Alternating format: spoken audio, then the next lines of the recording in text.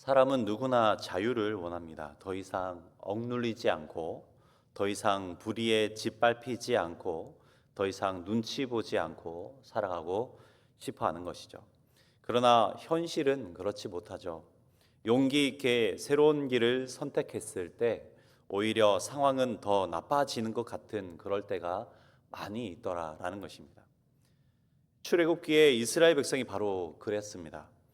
노예살이에서 벗어나기 위해서 하나님이 보내신 모세와 아론이 이제 바로 앞에 섰을 때 사람들은 기대했을 것입니다. 이제 곧 자유가 올 것이라고 아마 큰 기대를 했을 것입니다. 그런데 그때부터 상황은 더 악화되고 말았죠. 바로는 더 혹독한 명령을 내렸고 백성은 더 큰 고통 속에서 신음하게 되었습니다. 한 신앙 간증에서 이런 이야기를 들은 적이 있습니다. 한 청년이 오랜 방황 끝에 예수님을 인격적으로 만나고 큰 결단을 했습니다. 이제는 정직하게 살고 이제는 거짓말도 하지 않고 비리에도 동참하지 않겠다라는 큰 믿음의 그런 결단을 했던 것이죠. 그런데 이상하게도 그때부터 삶이 더 힘들어졌다고 합니다. 불법과 거짓에 눈 감지 않고 정직하고 바르게 이렇게 말하게 되자 사람들의 따돌림이 시작되고 승진의 기회도 사라지게 되었던 것이죠. 그때 이 청년은 하나님께 이렇게 울부짖었던 적이 있었다고 합니다. 하나님, 믿음의 길을 향하는 제 삶이 왜 더 힘들어지는 것입니까? 이처럼 하나님의 뜻을 따라 나아갈 때 이러한 쉽지 않은 믿음의 길에서 우리에게 필요한 믿음의 자세는 무엇인지 오늘 말씀을 통해서 함께 묵상하고자 합니다. 첫째는 믿음의 인생, 믿음의 길은 언제나 하나님의 뜻을 따르는 용기가 필요하다라는 것입니다. 하나님의 뜻을 따르는 용기가 필요합니다. 1절을 한번 보시기 바랍니다. 그 후에 모세와 아론이 바로에게 가서 이르되 이스라엘의 하나님 여호와께서 이렇게 말씀하시기를 내 백성을 보내라. 그러면 그들이 광야에서 내 앞에 절기를 지킬 것이니라 하셨나이다. 이 말씀을 보시면 단순한 부탁이 아니죠. 고대 애굽의 절대 권력자 바로 이 바로 왕 앞에서 노예 신분인 히브리 민족이 하나님의 이름으로 왕에게 지금 명령하고 있는 것입니다. 그렇게 모세와 아론에게는 상상할 수 없는 큰 용기가 필요했을 것입니다. 하나님께서 내 백성을 보내라고 하셨지만 현실은 모세가 애굽에서 도망자 신세였고 또 아론과 이스라엘 또한 애굽 경제를 지탱하고 있는 너무나도 비천하고 반항조차 어려운 그런 노예의 신분이었기 때문에 그렇습니다. 상식적으로는 지금 이 1절의 상황은 있을 수 없는 상황이죠. 불가능 자체의 상황인 것입니다. 이전의 상황을 한번 보겠습니다. 하나님은 모세를 부르셨을 때에 이미 말씀하셨습니다. 내가 반드시 너와 함께 하겠다. 그리고 내가 너를 바로 앞에 보내어서 내 백성 이스라엘 자손을 애굽에서 인도하여 내게 하겠다. 이렇게 말씀하셨죠. 이러한 하나님의 약속에도 불구하고 모세는 어떠했습니까? 계속 망설였던 것입니다. 망설였습니다. 내가 누구이기에 바로에게 가며 이스라엘 자손을 애굽에서 인도하여 내겠습니까? 이렇게 말하면서 망설였죠. 그러한 때에 하나님은 너 자신이 아니라 내가 함께하며 내가 하겠다, 하나님이 하시겠다라고 약속을 계속해서 반복해 주셨습니다. 그리고 모세는 그 약속을 의지하고 두려움을 넘어서 오늘 바로 앞에 서게 되었던 것이죠. 그렇게 그가 지금 가진 것은 권력이나 군대가 아니었습니다. 오직 하나님의 말씀 한마디였죠. 내가 함께하며 내가 하겠다. 이 말씀으로 하나님 그분 자체가 힘과 능력이 되신다는 이 고백으로 바로 앞에 지금 모세는 서 있는 것입니다.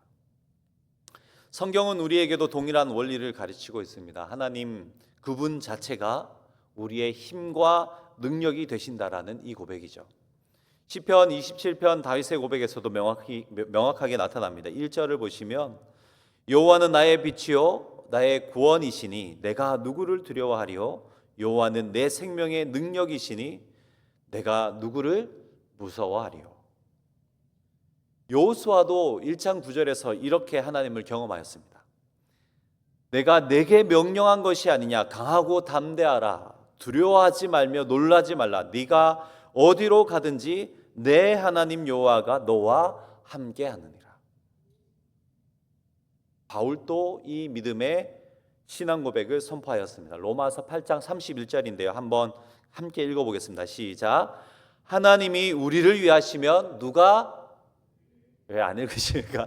누가 우리를 대적하리요? 하나님이 우리를 위하시면 누가 우리를 대적하리요?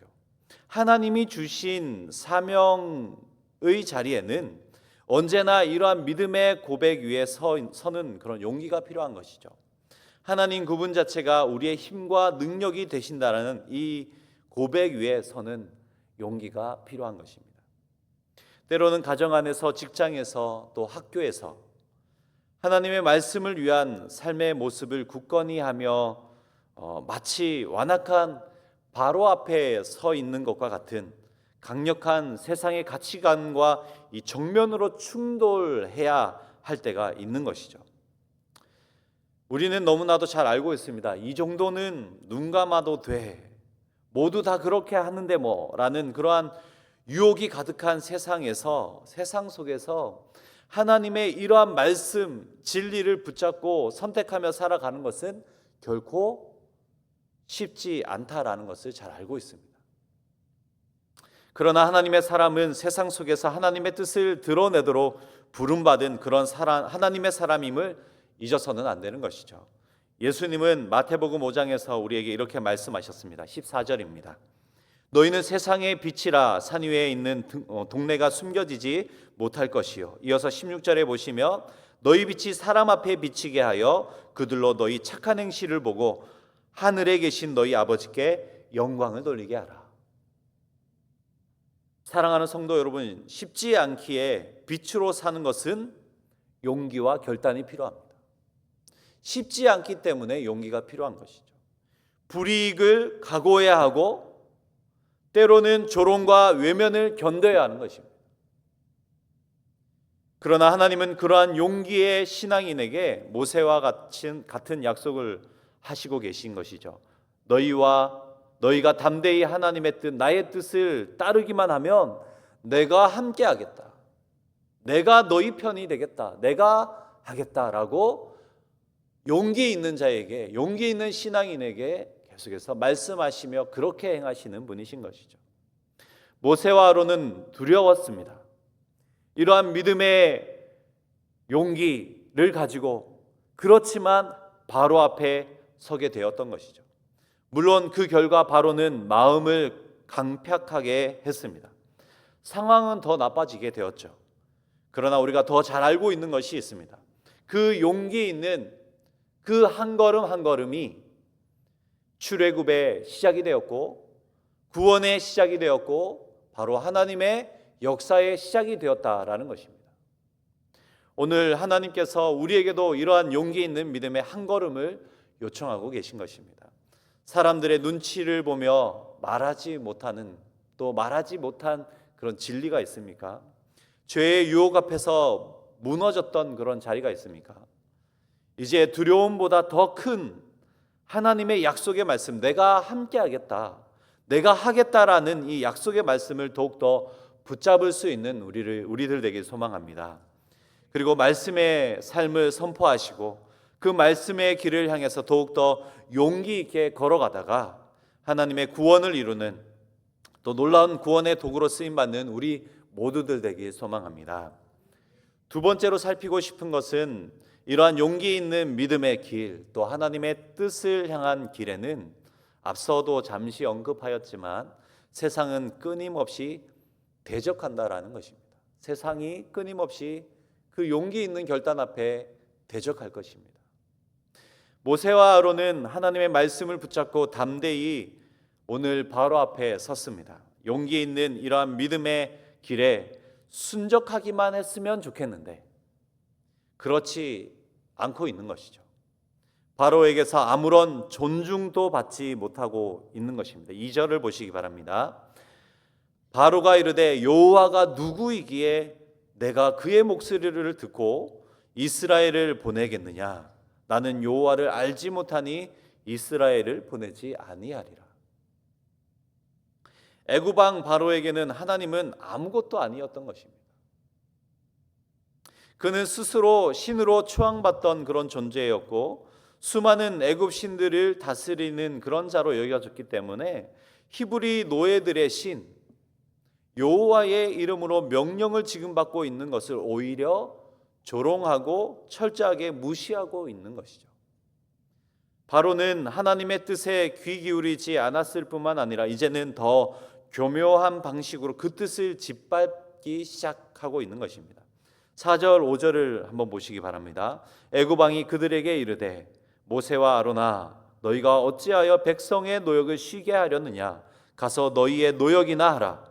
바로가 또 이르되 이제 이 땅에 백성이 많아졌거늘 너희가 그들로 노역을 쉬게 하는도다 하고, 그리고 이후에도 쭉 보시면 아시겠지만 스스로 모든 것들을 구해서 스스로 해결하라고 그렇게까지 안내하죠. 하나님의 뜻은 내 백성을 보내라 였지만 바로의 뜻은 노역을 더 무겁게 하라 였습니다. 이 충돌이 바로 세상과 하나님의 뜻의 대립인 것이죠. 성경은 이 세상 권세 잡은 자 곧 사탄이 하나님의 뜻을 이처럼 끊임없이 대적한다라고 말씀합니다. 그러므로 우리가 하나님의 뜻을 따른다는 것은 곧 용기 있는 결단으로 하나님의 편에 선다라는 것은 곧 세상과의 충돌을 의미하는 것이죠. 예수님도 제자들에게 분명히 경고하셨습니다. 요한복음 15장에 나타난 그런 내용들을 잠시 요약해서 살펴보자면 세상이 너희를 미워할 텐데 그렇다면 너희보다 먼저 나를 미워한 줄을 알라.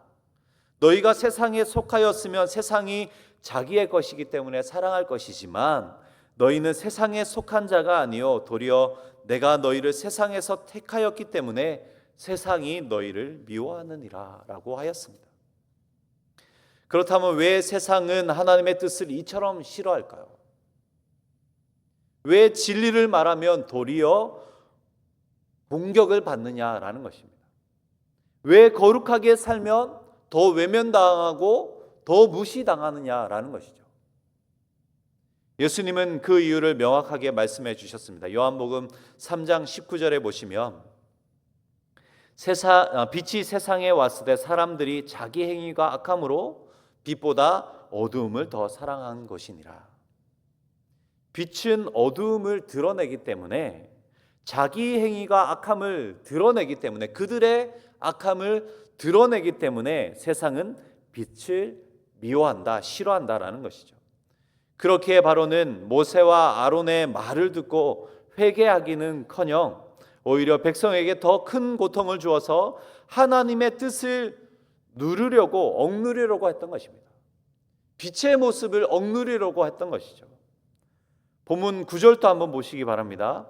그 사람들의 노동을 무겁게 함으로 수고롭게 하여 그들로 거짓말을 듣지 않게 하라. 모세와 아론이 전하였던 하나님의 말씀을 바로는 지금 무엇이라고 안내하고 있냐면 거짓말이라는 것입니다. 모세와 아론이 이야기했던 그 모든 내용들은 거짓말이라는 것입니다. 그래서 그 거짓말을 이제는 더 듣지 않게 하라라고 명령하고 있는 것이죠. 더 가혹한 억압으로 백성을 지치게 만들어서 하나님의 약속이, 하나님의 말씀이, 하나님의 그 신실하심이 마치 무의미한 것처럼 보이게 하고 있는 것입니다. 사탄의 전략과 아주 동일하죠. 사탄의 전략인 것입니다. 믿음의 사람들을 지치게 하고 고난으로 억눌러서 하나님의 약속이 거짓인 것처럼 의심하게 만든다는 것입니다. 이런 세상 속에서 우리는 어떻게 살아야 할까요? 하나님의 뜻은 이러한 세상과 타협하지 않는 것입니다. 하나님의 뜻은 이러한 세상과 타협하지 말라는 것입니다. 사도 바울은 이렇게 권면하였습니다. 로마서 12장 2절에 보시면 너희는 이 세대를 본받지 말고 오직 마음을 새롭게 함으로 변화를 받아 하나님의 선하시고 기뻐하시고 온전하신 뜻이 무엇인지 분별하라. 디모데전서 6장에서도 11절 12절을 보시면 오직 너 하나님의 사람아 이것들을 피하고 의와 경건과 믿음과 사랑과 인내와 온유를 따르며 믿음의 선한 싸움을 싸우라. 그리고 영생을 취하라 라고 말씀하였습니다. 다시 한번 하나님의 뜻은 세상과 타협하지 않는 것입니다. 불의를 외면하지 않는 것이죠. 진리를 감추지 않는 것입니다. 그 길이 외롭고 손해가 더 큰 것처럼 또 더 큰 고난이 가져오는 일일지라도 우리는 빛과 소금으로 살아가야 한다라는 것입니다. 사랑하는 성도 여러분, 다시 한번 더 생각해 보았으면 좋겠습니다. 혹시 지금 하나님의 뜻을 따르다가 불편한 시선을 받고 있으십니까? 하나님의 뜻을 따른 것 때문에 세상의 모든 시선들 앞에 좀 불편해지고 좀 세상이 무서워지는 그런 모습들이 있으십니까? 오히려 세상에 적당히 섞이면 편한데 말씀대로 살려니 오히려 힘이 드는 그런 상황이 있느냐라는 것입니다. 그런 상황이 있어야 되는 것이죠. 그런 우리에게 바울은 확신으로 선포하고 있습니다. 빌립보서 1장 6절에 보시면 너희 안에서 착한 일을 시작하신 이가 그리스도 예수의 날까지 이루실 줄을 우리는 확신하노라. 하나님이 반드시 우리에게 계획하시고 약속하신 그 말씀과 뜻대로 이루시는 줄 확신하시기 바랍니다. 분명히 기억하실 수 있길 바랍니다. 하나님의 뜻은 사람의 거절로 멈추어지지 않는다라는 사실입니다. 바로가 안 한다고 해서 안 되는 것이 아니다라는 것이죠. 바로가 아무리 완강하고 완악해도 결국 하나님의 계획은 이루어졌습니다. 세상은 결코 하나님의 뜻을 막을 수 없다라는 것이죠. 그러므로 지금의 우리의 순종은 결코 헛되지 않은 줄을 반드시 믿으시기 바랍니다. 하나님이 반드시 이 순종의 걸음 가운데 능력으로 역사하실 것이기 때문입니다. 그러니 더욱더 강하고 담대할 수 있길 바랍니다. 세상이 주지 못하는 그런 평안과 승리를 우리 하나님께서 반드시 주실 줄 믿고 세상이 대적할수록 세상이 우리를 더욱더 대적하고 넘어지게 하고 큰 무거운 짐을 지게 하는 것처럼 보일수록 더 분명히 우리 주님의 편에 설 수 있는 그런 우리들 되길 소망합니다. 우리 들으신 말씀 생각하시면서 함께 기도하시겠습니다.